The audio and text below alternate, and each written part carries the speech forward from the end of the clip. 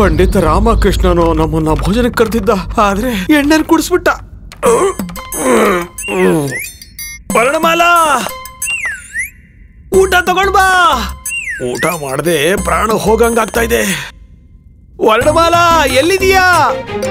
ಅಯ್ಯೋ ದೇವ್ರೇ, ಈ ವರ್ಣಮಾಲಾ ಎಲ್ಲಿ ಕೂತ್ಕೊಂಡು ಯಾವ ದೇವ್ರ ಜಪ ಮಾಡ್ತಾ ಇದ್ದಾಳೋ ಏನೋ. ಅಯ್ಯೋ ವರ್ಣಮಾಲಾ, ತಗೊಳ್ಳಿ, ಕೊಡಿ, ತಗೊಳ್ಳಿ. ವರ್ಣಮಾಲಾ, ತಗೊಳ್ಳಿ, ಕೊಡಿ, ತಗೊಳ್ಳಿ, ಕೊಡಿ.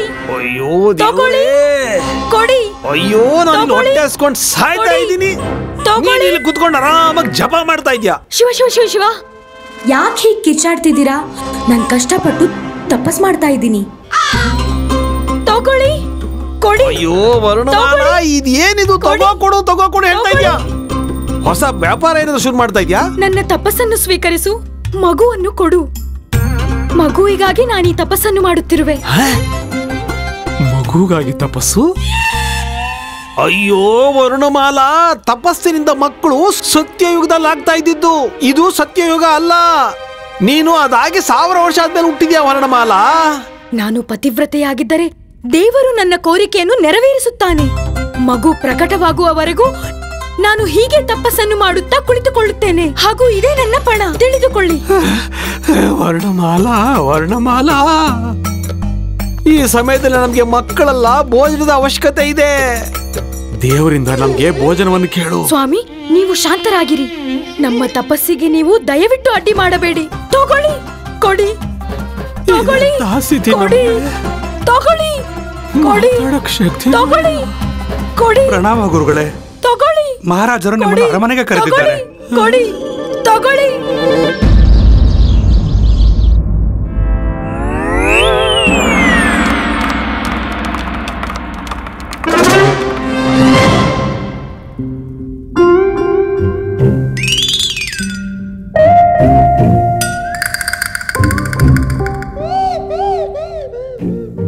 ಗುರುಗಳೇ, ಮಹಾರಾಜರ ಭೋಜನವನ್ನು ಹಾಗೆ ನೋಡ್ಬೇಡಿ, ಅವ್ರಿಗೆ ಹೊಟ್ಟೆ ನೋವು ಬರುತ್ತೆ.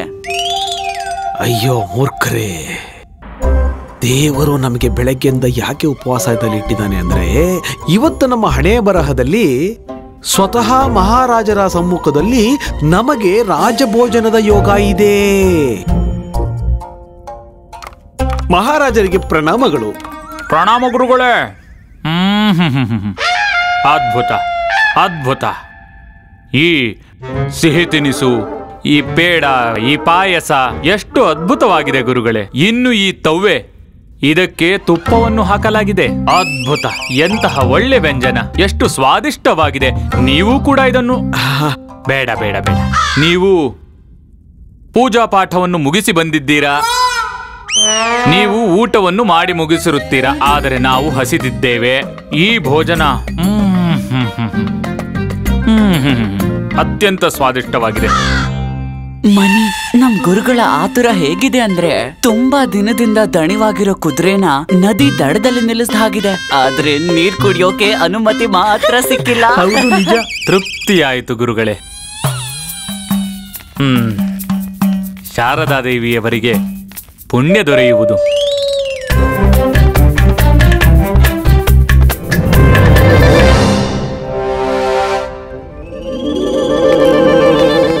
ಗುರುಗಳೇ, ಹೇಳಿ ಮಹಾರಾಜರೇ. ನಮ್ಮ ಜಠರಾಗ್ನಿಯು ಒಳ್ಳೆಯ ಆಹಾರದೊಂದಿಗೆ ನಂದಿದಾಗ ಅದು ಬಹಳ ಆನಂದವಾಗುತ್ತದೆ ಗುರುಗಳೇ. ಅದನ್ನು ಹೇಳತೀರದು. ಅದು ಈ ಅಗ್ನಿಯ ಜ್ವಾಲದ ಬಗ್ಗೆ ತಿಳಿಯುವುದು ಹಸಿದವರಿಗೆ ಮಾತ್ರ.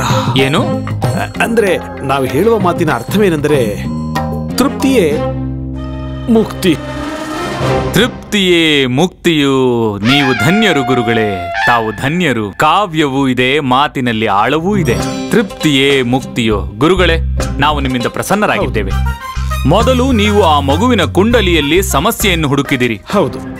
ಅದರ ನಂತರ ನೀವು ಆ ಸಂಕಟವನ್ನು ನಿವಾರಿಸಿದಿರಿ. ಹೌದೌದು. ಈಗ ನೀವು ಪ್ರತಿದಿನ ವಿಜಯನಗರದ ಸೀಮೆಯನ್ನು ದಾಟಿ ಹೋಗುತ್ತೀರಿ, ಅದು ಹಸಿದುಕೊಂಡು. ತಾವು ಧನ್ಯರು ಗುರುಗಳೇ, ತಾವು ಧನ್ಯರು. ನೀವು ನಮಗೆ ಈ ಪರೋಪಕಾರದ ಹಿಂದಿನ ಸತ್ಯವನ್ನು ತಿಳಿಸಿರಿ. ಮಹಾರಾಜರೇ, ನಿಜ ಹೇಳ್ಬೇಕಂದ್ರೆ ನಾನು ಹಸುವಿನಲ್ಲಿದ್ದೀನಿ, ಅದಕ್ಕಿಂತ ಹೆಚ್ಚಾಗಿ ದುಃಖದಲ್ಲಿದ್ದೀನಿ. ಹಸಿದುಕೊಂಡು ದುಃಖದಲ್ಲಿರುವಿರೆ? ಹಾಗಲ್ಲ ಮಹಾರಾಜರೇ, ನನ್ನ ಮಾತಿನ ಅರ್ಥವೇನೆಂದರೆ ಬೇರೆಯವರಿಗೆ ನಿಸ್ವಾರ್ಥ ಸೇವೆ ಮಾಡಬೇಕೆನ್ನುವ ಹಸುವಿನಲ್ಲಿದ್ದೇನೆ ಅಂತ.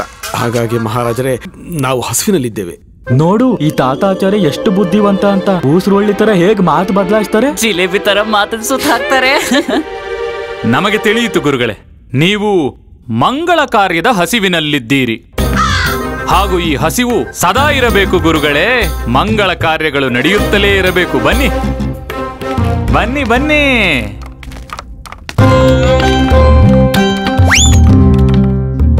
ಹೇಗಿದೆ ಗುರುಗಳೇ? ಹಸಿವಿದೆ, ಬಹಳ ಹಸಿವಿದೆ. ಏನು? ನಾನು ಹೇಳುವ ಮಾತಿನ ಅರ್ಥವೇನೆಂದರೆ ಈ ಪಲ್ಲಕ್ಕಿ ಸಹ ನಮ್ಮ ಹಾಗೆ ಬೇರೆಯವರ ಸೇವೆ ಮಾಡುವ ಹಸುವಿನಲ್ಲಿದೆ. ಹೌದು ಗುರುಗಳೇ, ಈ ಪಲ್ಲಕ್ಕಿಯನ್ನು ಒಬ್ಬರಿಗೆ ಉಡುಗೊರೆಯಾಗಿ ನೀಡಲು ಮಾಡಿಸಿದ್ದೇವೆ. ಪಲ್ಲಕ್ಕಿ ಉಡುಗೊರೆ? ಅವಾಗವಾಗ ಸೂರ್ಯ ಮುಳುಗದ ಮೇಲೂ ಬೆಳಕು ಬರುತ್ತೆ. ಮಹಾರಾಜರೇ, ನಿಮಗೊಂದು ವಿಚಾರ ಹೇಳಬೇಕು. ಏನು? ನೀವು ತುಂಬಾನೇ ದಯಾಳುವಾಗಿದ್ದೀರಿ. ಇಲ್ಲ ಗುರುಗಳೇ, ವಿಷಯ ಅದಲ್ಲ. ವಿಷಯವೆಂದರೆ ಯಾರು ಒಳ್ಳೆಯ ಕೆಲಸ ಮಾಡುವರೋ ಅವರಿಗೆ ಧನ್ಯವಾದ ಹೇಳಲೇಬೇಕು. ಹಾಗೂ ಇದು ಕೃತಜ್ಞತಾಪೂರ್ವಕ ಉಡುಗೊರೆ. ಮಹಾರಾಜರೇ, ಒಂದು ರಾಜ್ಯ ಹಾಗೂ ಒಬ್ಬ ರಾಜನ ಸೇವೆ ಮಾಡುವುದು ಪಂಡಿತನ ಧರ್ಮವಾಗಿದೆ. ಹೌದು ಗುರುಗಳೇ, ಆದರೆ ಈ ಪಂಡಿತ ಮಾಡಿರುವ ಕಾರ್ಯ ಅದು ಅಸಾಧಾರಣವಾದದ್ದು. ಸಮಸ್ತ ಪ್ರಜೆಗಳನ್ನು ಒಂದು ಸಂಕಟದಿಂದ ಕಾಪಾಡಿದ್ದಾರೆ. ಇದು ಸಾಮಾನ್ಯವಲ್ಲ. ಹಾಗೆ ನೋಡಿದರೆ ವಿಜಯನಗರದ ಸಾಮ್ರಾಜ್ಯದ ಸೀಮೆಯನ್ನು ಮೀರುವುದು ನಿಜಕ್ಕೂ ಬಹಳ ಕಷ್ಟ. ಹೌದು ಮಹಾರಾಜರೇ, ಅದು ನಿಜಾನೇ. ಏನು ಹೇಳೋದು, ರಸ್ತೆನೇ ಅಂಕುಡೊಂಕಾಗಿದೆ. ಇನ್ನು ಮುಂದೆ ಈ ಕಷ್ಟವಿರದು. ಗುರುಗಳೇ, ಮಹಾರಾಜರು ನಿಮ್ ವಿಷಯದ ಬಗ್ಗೆನೇ ಮಾತಾಡ್ತಿದ್ದಾರೆ ಅನ್ಸುತ್ತೆ. ನನ್ನ ಪ್ರಿಯ ಶಿಷ್ಯರೇ, ನೀವೇ ನಿಮ್ಮ ಕಿವಿಯಾರೆ ಕೇಳಿದ ಮಹಾರಾಜರ ಮಾತನ್ನು ನಂಬುತ್ತೀರಿ ಅಲ್ಲವೇನು? ಹೌದು ಮಹಾರಾಜರೇ, ಪ್ರಣಾಮಗಳು. ಪ್ರಣಾಮ ಗುರುಗಳೇ. ಮಹಾರಾಜರೇ, ದೊಡ್ಡ ಕಾರ್ಯದ ಫಲ ದೊಡ್ಡದಾಗಿರಬೇಕು. ಬರೀ ಪಲ್ಲಕ್ಕಿ ಅಲ್ಲ, ನಾವು ಹಾಗೂ ತಿರುಮಲಾಂಬರವರು ಸೇರಿ ಉಡುಗೊರೆಯನ್ನು ತರಿಸಿದ್ದೇವೆ.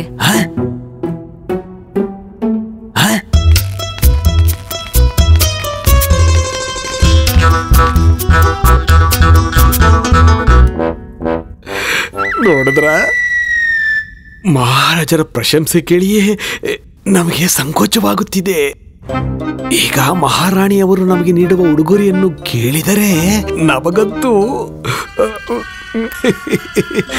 2-3 ಕಪಾಟಗಳನ್ನು ಖರೀದಿಸಬೇಕು, ಅವುಗಳನ್ನೆಲ್ಲ ಇಡಲು. ಗುರುಗಳೇ, ಹೇಳಿ ಮಹಾರಾಜ. ನಮ್ಮ ಪ್ರಕಾರ ನಮ್ಮ ರಾಜ್ಯದಲ್ಲಿ ಯಾರೇ ಒಳ್ಳೆಯ ಕೆಲಸ ಮಾಡಿದರೂ ಅವರು ಇಂತಹ ಸನ್ಮಾನಕ್ಕೆ ಬಾಧ್ಯಸ್ಥರಾಗಬೇಕು. ಸರಿಯಾಗಿ ಹೇಳಿದಿರಿ. ರಾಜಧರ್ಮದ ಪ್ರಕಾರ ಆದರ್ಶ ರಾಜ್ಯದಲ್ಲಿ ಅಪರಾಧಿಗಳು ತಪ್ಪಿಸಿಕೊಳ್ಳಬಹುದು, ಆದರೆ ಒಳ್ಳೆಯ ಕೆಲಸಗಳಿಗೆ ಪ್ರೋತ್ಸಾಹವನ್ನು ಅವಶ್ಯವಾಗಿ ನೀಡಬೇಕು. ಇದೇ ಗುರುಗಳೇ, ಇದನ್ನು ಕೇಳಲೆಂದೇ ನಿಮ್ಮನ್ನು ಇಲ್ಲಿಗೆ ಕರೆದದ್ದು. ನೀವು ಇಲ್ಲಿಗೆ ಬಂದಿರಿ, ನಿಮ್ಮ ಸಮಯವನ್ನು ನೀಡಿದಿರಿ, ಅದಕ್ಕೆ ನಾವು ಆಭಾರಿಗಳು. ಧನ್ಯವಾದಗಳು, ಬಹಳ ಧನ್ಯವಾದ.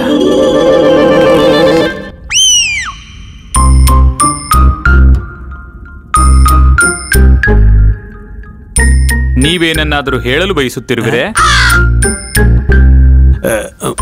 ಮಹಾರಾಜರೇ, ಇದನ್ನೆಲ್ಲ ನೀವು ಯಾವಾಗ ಕೊಡ್ತೀರಿ ಅಂತ ತಿಳ್ಕೋಬೇಕು ಅಂತ ಅನ್ನಿಸ್ತಾ ಇದೆ.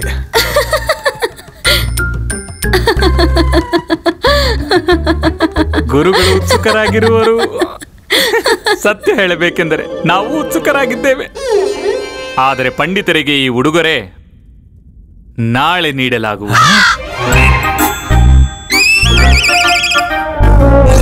ಇವತ್ತು ರಾತ್ರಿ ಏನೋ ಪ್ರಳಯ ಆಗಲ್ಲ, ಆದರೆ ನಾಳೆ ಬೆಳಗ್ಗೆ ಆಗುತ್ತಲ್ಲ, ಕಾದರೆ ಒಳ್ಳೆಯ ಪ್ರತಿಫಲವೇ ಸಿಗುತ್ತೆ. ಆದರೆ ಆ ಪ್ರತಿಫಲ ಇಷ್ಟೊಂದು ಸಿಹಿಯಾಗಿರುತ್ತದೆ ಅಂತ ನಾವು ಅಂದ್ಕೊಂಡಿರ್ಲಿಲ್ಲ. ಎಂತಹ ಭಾಗ್ಯ ನಮ್ಮದು.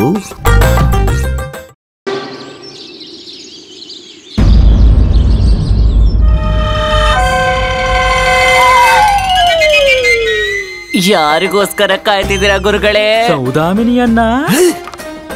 ನೀವಿಬ್ರು ಇಲ್ಲಿ ಏನ್ ಮಾಡ್ತಾ ಇದ್ದೀರಾ? ನೀವಿಲ್ಲೇನ್ ಮಾಡ್ತಿದ್ದೀರಾ ಅಂತ ಕೇಳ್ತಾ ಇದೀವಿ ಗುರುಗಳೇ, ಅಷ್ಟೇ, ಬೇರೆ ಏನಿಲ್ಲ.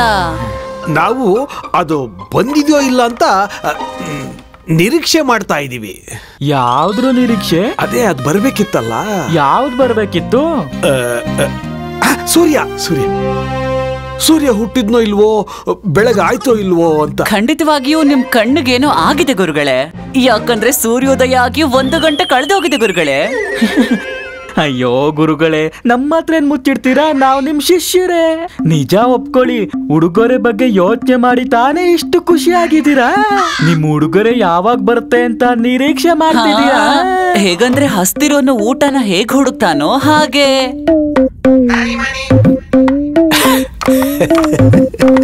ಉಡುಗೊರೆಯದ್ದೇನಿದೆ? ಉಡುಗೊರೆ ಕ್ಷಣಿಕ, ಯಾವಾಗ ಬರ್ಬೇಕೋ ಅವಾಗ ಬಂದೇ ಬರುತ್ತೆ. ಮಹಾರಾಜರು ಅದನ್ನ ತಮ್ಮ ಮನೆ ಇಟ್ಕೊಂಡು ಏನ್ ಮಾಡ್ತಾರೆ? ನಮ್ಮ ಮನೆಗೆ ಬರ್ಲೇಬೇಕು. ಹಾಗಿದ್ರೆ ಇನ್ನೂ ಆ ಉಡುಗೊರೆ ನಿಮ್ ಮನೆಗೆ ಯಾಕೆ ಬಂದಿಲ್ಲ? ಮಹಾರಾಜರು ಅದನ್ನ ಯಾಕೆ ಕಳ್ಸಿಲ್ಲ? ಅಂದ್ರೆ ಯಾಕಿನ್ನೂ ಕಳ್ಸಿಲ್ಲ ಗುರುಗಳೇ? ನಿನ್ನೆ ಅಷ್ಟೊಂದು ಆಸೆ ತೋರಿಸಿ ಇವತ್ತಿಷ್ಟೊತ್ತಾದ್ರೂ ಯಾಕೆ ಕಳ್ಸಿಲ್ಲ ಗುರುಗಳೇ? ಯಾವಾಗ ಕಳಿಸ್ಬೇಕು ಅವಾಗ ಕಳಿಸ್ತಾರೆ. ನಮ್ಗೆ ಏನ್ ಅವಸರ ಇದೆ? ಏನೋ ಸಮಸ್ಯೆ ಇದೆ. ಇಲ್ಲ ಅಂದ್ರೆ ಮಹಾರಾಜರು ಕಳ್ಸಕ್ ಇಷ್ಟೊತ್ತು ಯಾಕೆ ಮಾಡ್ತಿದ್ರು? ನಮ್ಮ ದಿವ್ಯ ದೃಷ್ಟಿ ಏನ್ ಹೇಳ್ತಾ ಇದೆ ಅಂದ್ರೆ, ಮಹಾರಾಜರು ಯಾವುದೋ ಶುಭ ಮುಹೂರ್ತಕ್ಕೆ ಕಾಯ್ತಾ ಇದ್ದಾರೆ ಅಂತ. ಗುರುಗಳೇ, ನಿಮ್ ಮುಖದಲ್ಲೇ ಗೊತ್ತಾಗ್ತಿದೆ ಉಡುಗೊರೆ ಮೇಲೆ ನಿಮ್ಗೆ ಎಷ್ಟು ಆಸೆ ಇದೆ ಅಂತ. ಅದ್ ಮಹಾರಾಜರು ಗೊತ್ತಾಗಿರಲ್ವಾ? ನಮಗನ್ನಿಸ್ತಿಲ್ಲ ಗುರುಗಳೇ, ಅದ್ ಬರತ್ತೆ ಅಂತ. ಬರೋದ್ ಹಾಗಿದ್ರೆ ಇಷ್ಟೊತ್ತಿಗೆ ಬರ್ಬೇಕಿತ್ತಲ್ವಾ? ಅದು ಈ ಉಡುಗೊರೆನ ಕೊಡೋದಕ್ಕೆ ಮುಹೂರ್ತ ನೋಡ್ಬೇಕಿತ್ತ ಗುರುಗಳೇ? ಬರೋದಿಲ್ಲ ಬಿಡಿ. ಅಬ್ಬಾ, ಎಷ್ಟೊಂದು ಚೆನ್ನಾಗಿ ಹೇಳಿದ್ರಿ ನನ್ನ ಮೂರ್ಖ ಶಿಷ್ಯರೇ. ನನ್ನ ಜೊತೆ ನೀವು ಇದ್ದು ನಿಮ್ಮ ಬುದ್ಧಿ ಕೂಡ ಚುರುಕಾಗುತ್ತೆ. ಯಾವಾಗ ಚುರುಕಾಯ್ತು? ನಾವಂತದ್ದೇನ್ ಹೇಳಿದ್ವಿ ಗುರುಗಳೇ? ಅದೇ, ಮಹಾರಾಜರು ಕಳಿಸ್ಬೇಕು ಅಂತಿದ್ದಿದ್ರೆ ಇಷ್ಟೊತ್ತಿಗೆ ಕಳಿಸಿರ್ತಿದ್ರು. ಆದರೆ ಮಹಾರಾಜರ ವಿಚಾರ ಬೇರೇನೇ ಇದೆ. ಆದರೆ ನಮ್ಮ ದಿವ್ಯ ದೃಷ್ಟಿಯಲ್ಲಿ ಏನ್ ಕಾಣ್ತಾ ಇದೆ ಅಂದ್ರೆ, ಮಹಾರಾಜರು ಎಲ್ಲರ ಸಮ್ಮುಖದಲ್ಲಿ ಆಸ್ಥಾನದಲ್ಲಿ ಉಡುಗೊರೆ ನೀಡಬೇಕೆಂದಿದ್ದಾರೆ. ವಾಹ್ ವಾಹ್ ವಾಹ್ ವಾಹ್! ಮಹಾರಾಜರಲ್ಲಿ ನಮ್ಮ ನಿರೀಕ್ಷೆ ಮಾಡುತ್ತಿದ್ದಾರೆ, ನಾವು ಇಲ್ಲಿ ಕಾಲಹರಣ ಮಾಡುತ್ತಿದ್ದೇವೆ. ನಡೀರಿ ಮತ್ತು ನೋಡಿ ಆಸ್ಥಾನದಲ್ಲಿ ನಮ್ಮ ಗೌರವ ಪ್ರತಿಷ್ಠೆ ಹೇಗೆ ಹೆಚ್ಚಾಗುತ್ತದೆ ಎಂದು.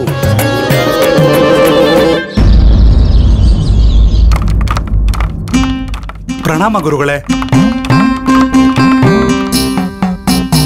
ನೋಡಿ ನೋಡಿ ನೋಡಿ ನೋಡಿ ನೋಡಿ, ಈ ದಿನಕ್ಕಾಗಿ ನಾವು ಎಷ್ಟು ವರ್ಷಗಳಿಂದ ನಿರೀಕ್ಷೆಯಲ್ಲಿದ್ದೆವೋ ಆ ದಿನ ಬಂದೇ ಬಿಟ್ಟಿದೆ. ಮಹಾರಾಜರು ನಮ್ಮ ನಿರೀಕ್ಷೆಯಲ್ಲಿದ್ದಾರೆ. ಆಗುತ್ತೆ, ಹೀಗೆ ಆಗುತ್ತೆ. ನಮ್ಮ ಜೀವನದಲ್ಲಿ ದೊಡ್ಡ ದಿನ ಬಂದಾಗ ಹೀಗೆಲ್ಲ ಆಗುತ್ತೆ. ಪ್ರಣಾಮಗಳು ಮಹಾರಾಜರೇ. ಪ್ರಣಾಮ ಗುರುಗಳೇ. ಪ್ರಣಾಮಗಳು ಮಹಾರಾಜರೇ, ನಾವು ಇಲ್ಲಿದ್ದೇವೆ. ಪ್ರಣಾಮ. ಆದರೆ ನೀವು ದೀರ್ಘ ಪ್ರಯಾಣಕ್ಕೆ ಹೊರಟಿದ್ದೀರಿ ಎಂದು ನಮಗೆ ಅನಿಸುತ್ತಿದೆಯಲ್ಲ? ಪ್ರಯಾಣಕ್ಕೆ? ನಿಮಗೆ ಹಾಗೆ ಏಕೆನಿಸುತ್ತಿದೆ ಮಹಾರಾಜರೇ? ಹೌದು, ನೀವು ಎಷ್ಟು ಬಾರಿ ಪ್ರಣಾಮ ಹೇಳಿದ್ದೀರಿ ಎಂದರೆ 1 ತಿಂಗಳಿಗೆ ಆಗುವಷ್ಟು ಹೇಳಿದ್ದೀರಿ. ಅದಕ್ಕೆ ನೀವು ಹೊರಟಿದ್ದೀರಿ ಎಂದು. ಅಬ್ಬಾ, ಮಹಾರಾಜರು ನಮ್ಮ ಬಳಿ ಇವತ್ತು ತಮಾಷೆ ಮಾಡುತ್ತಿದ್ದಾರೆ. ಇದರ ಅರ್ಥ ಮಹಾರಾಜರು ನಮ್ಮ ಮೇಲೆ ಖುಷಿಯಾಗಿದ್ದಾರೆ. ಮಹಾರಾಜರೇ, ಹಾಗಾದರೆ ತಡವೇಕೆ? ಕೊಡುವುದನ್ನು ಕೊಟ್ಟು ಬಿಡಿ. ಪ್ರಣಾಮ ಪ್ರಣಾಮ ಪ್ರಣಾಮ ಪ್ರಣಾಮ ಗುರುಗಳೇ. ನೋಡಿ, ಹೇಳಿದ್ದೇವೆ. ಇಷ್ಟು ಸಾಕು ಅಥವಾ ಇನ್ನೂ ಹೇಳಬೇಕೋ? ಹೇಳಿಬಿಡಿ.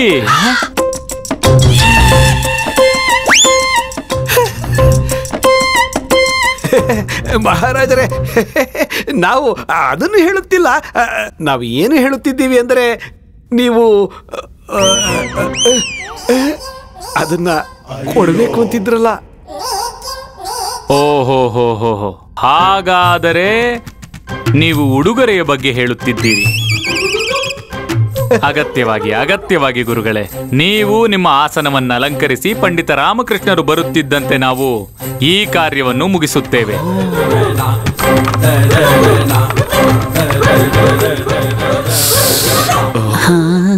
ಎಲ್ಲರ ಸಮ್ಮುಖದಲ್ಲಿ ನೀಡಬೇಕೆಂದಿದ್ದಾರೆ.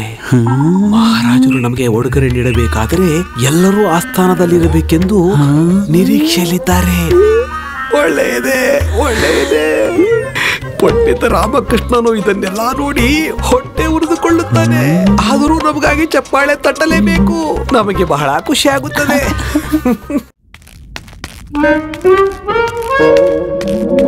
ಪ್ರಣಾಮ ಮಹಾರಾಜ್ರೆ. ಪಂಡಿತ ರಾಮಕೃಷ್ಣ, ನಮಗೆ ಪ್ರಣಾಮವನ್ನು ಮಾಡುವುದಿಲ್ಲವೇ ಪಂಡಿತ ರಾಮಕೃಷ್ಣ? ಇಲ್ಲ. ಏನು? ಮಾಡವನೇ ಇದ್ದೆ ಗುರುಗಳೇ. ಹಾಗಾದ್ರೆ ಮಾಡಿ ಮಾಡಿ ಮಾಡಿ. ಪ್ರಣಾಮ ಗುರುಗಳೇ. ಆಶೀರ್ವಾದಗಳು ಪಂಡಿತ ರಾಮಕೃಷ್ಣ. ಧನ್ಯವಾದ. ಬನ್ನಿ ಪಂಡಿತ ರಾಮಕೃಷ್ಣರೇ, ನಿಮ್ಮ ಪ್ರತೀಕ್ಷೆಯಲ್ಲೇ ಇದ್ದೆವು. ಕ್ಷಮಿಸಿ ಮಹಾರಾಜರೇ, ಅದೇನಂದ್ರೆ ತುಂಬಾ ದೂರದಿಂದ ಬರಬೇಕಾಗುತ್ತದೆ ಅಲ್ವಾ ಗುರುಗಳೇ? ಬರುವುದಂತೂ ಬಂದಿದ್ದೀರಾ. ಈಗ ಮಹಾರಾಜರ ಉದಾರತೆಯನ್ನು ನೋಡಿ. ಮಹಾರಾಜರು ಹೇಗೆ ರಾಜ್ಯಕ್ಕಾಗಿ ತಮ್ಮ ಜೀವನವನ್ನೇ ಪಣವಾಗಿಟ್ಟ ಜನರನ್ನು ಹೇಗೆ ಗೌರವಿಸುತ್ತಾರೆಂದು. ಸತ್ಯ ಹೇಳಿದಿರಿ ನೀವು ಗುರುಗಳೇ. ಇದಕ್ಕಾಗಿಯೇ ನಾವು ಈ ಪಲ್ಲಕ್ಕಿ ಹಾಗೂ ವಜ್ರ ವೈಡೂರ್ಯಗಳನ್ನು ತರಿಸಿದ್ದೇವೆ, ಒಬ್ಬ ಪಂಡಿತರಿಗೆ ಉಡುಗೊರೆ ನೀಡಲು. ಇವೆಲ್ಲವೂ ನಿಮಗೆ ಪಂಡಿತ ರಾಮಕೃಷ್ಣರೇ.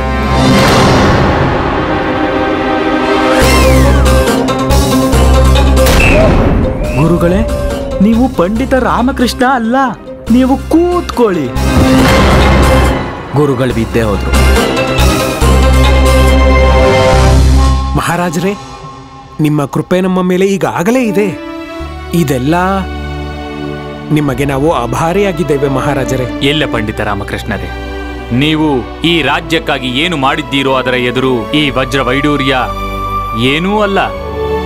ಆ ಅರಮನೆಯನ್ನೂ ನಾವು ನಿಮ್ಮ ಮಗನ ಹೆಸರಿಗೆ ಬರೆಯಬೇಕೆಂದು ಈಗಾಗಲೇ ನಿರ್ಧರಿಸಿದ್ದೇವೆ.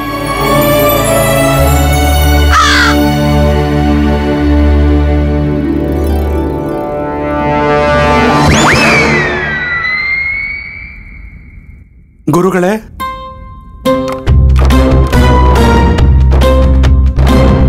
ಜರ್ಗು ಜರ್ಗು.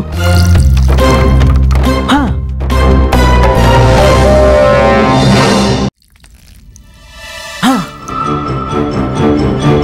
ಎದ್ದೇಳಿ ಗುರುಗಳೇ. ಹೇಗೆ ಸಾಧ್ಯ? ಎಲ್ಲವೂ ಪಂಡಿತ ರಾಮಕೃಷ್ಣನಿಗೆ ದೊರಕಲು ಹೇಗೆ ಸಾಧ್ಯ? ನಾವು ಇದನ್ನು ಖಂಡಿತವಾಗಿ ಒಪ್ಪುವುದಿಲ್ಲ. ನೀವು ಏನನ್ನು ಒಪ್ಪುವುದಿಲ್ಲ ಗುರುಗಳೇ? ಗುರುಗಳೇ, ನೀವು ಸಭೆಯಲ್ಲಿದ್ದೀರಾ, ನಿಮ್ ಮಾತುಗಳ ಮೇಲೆ ಹಿಡ್ತಾ ಇರ್ಲಿ, ಎಲ್ರು ಕೇಳಿಸ್ಕೊತಾ ಇದಾರೆ. ಅನ್ಯಾಯ, ಅನ್ಯಾಯ ಮಹಾರಾಜರೇ. ನಾವು ಅನ್ಯಾಯವನ್ನು ಸಹಿಸಲು ಸಾಧ್ಯವಿಲ್ಲ ಮಹಾರಾಜರೇ. ಪಂಡಿತ ರಾಮಕೃಷ್ಣನಿಗೆ ಆಗುವ ಅನ್ಯಾಯವನ್ನು ನಾವು ಸಹಿಸುವುದಿಲ್ಲ ಮಹಾರಾಜರೇ. ಒಂದು ಹೂವಿನಂತ ಕೋಮಲವಾದ ಮಗು ಹೇಗೆ ಬಹಿಷ್ಕಾರಕ್ಕೆ ಒಳಗಾಗುತ್ತದೆ? ಹೇಗೆ ಆಗುತ್ತದೆ? ಆದರೆ ಬಹಿಷ್ಕಾರದ ಸಲಹೆಯನ್ನು ನೀವೇ ನೀಡಿದ್ದು ಗುರುಗಳೇ. ಇದ್ದಕ್ಕಿದ್ದಂತೆ ಏನಾಯಿತು ನಿಮಗೆ? ಹೌದು ಮಹಾರಾಜರೇ, ಎಲ್ಲವೂ ಆಕಸ್ಮಿಕವಾಗಿ ಆಗುತ್ತದೆ ಮಹಾರಾಜರೇ. ಕುಂಡಲಿಯಲ್ಲಿ ದೋಷವಿದೆ ಎಂದು ನಮಗೆ ಅಕಸ್ಮಾತ್ ಆಗಿ ಗೋಚರವಾದದ್ದು ತಪ್ಪಲ್ಲ ಮಹಾರಾಜರೇ. ಆ ಮಗು ದುರ್ಭಾಗ್ಯಶಾಲಿ ಅಲ್ಲ ಮಹಾರಾಜರೇ, ಅದು ವಿಜಯನಗರಕ್ಕೆ ಭಾಗ್ಯಶಾಲಿ.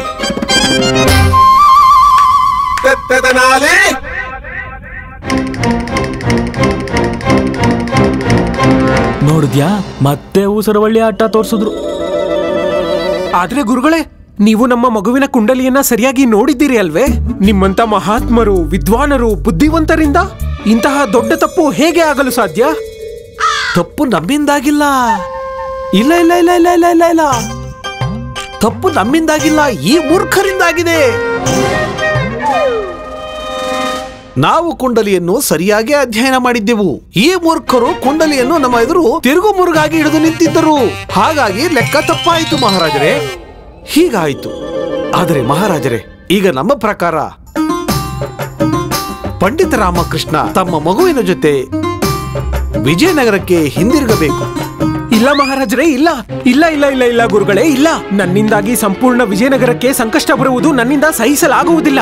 ಎಲ್ಲಿಂದಲಾದ್ರೂ ಪ್ರವಾಹ ಬಂದು ಬಿಟ್ರೆ, ಅಣೆಕಟ್ಟು ಒಡೆದು ಹೋದ್ರೆ? ಪಂಡಿತ ರಾಮಕೃಷ್ಣ, ನಿಮಗೆ ಪ್ರವಾಹ ಬರುವ ಸೂಚನೆ ಇದೆ, ಅದರ ಮುಂದಿನ ಸೂಚನೆ ಇಲ್ಲ. ಪ್ರವಾಹದಿಂದ ಯಾವ ಹಳ್ಳಿಯೂ ಮುಳುಗಿಲ್ಲ. ಇದರಿಂದ 10 ಬರಪೀಡಿತ ಹಳ್ಳಿಗಳಿಗೆ ನೀರು ಬಂದಿದೆ. ಹೌದೇ? ಮಹಾಮಂತ್ರಿಗಳೇ, ಗುರುಗಳೇ, ನಿಮಗೆ ಈ ವಿಷಯ ಎಲ್ಲಿಂದ ತಿಳಿಯಿತು? ಈ ವಿಷಯ ಅಂತೂ ಇನ್ನೂ ನಮಗೆ ಗೊತ್ತಾಗೇ ಇಲ್ವಲ್ಲ? ಹೌದು ಮಂತ್ರಿಗಳೇ, ನಮಗೆ ಎಲ್ಲವೂ ತಿಳಿಯುತ್ತದೆ. ಇಡೀ ಸಭೆಯಲ್ಲಿ ಎಲ್ಲರ ಸಮ್ಮುಖದಲ್ಲೇ ನನ್ನ ಮಗು ದೌರ್ಭಾಗ್ಯಶಾಲಿಯಲ್ಲ ಎಂದು ನಿಮ್ಮ ಬಾಯಲ್ಲೇ ಹೇಳಿಸಬೇಕು ಎಂದು ನಾನು ನಿರ್ಧರಿಸಿದ್ದೆ. ಈಗ ಅದು ಸಂಭವವಾಯಿತು.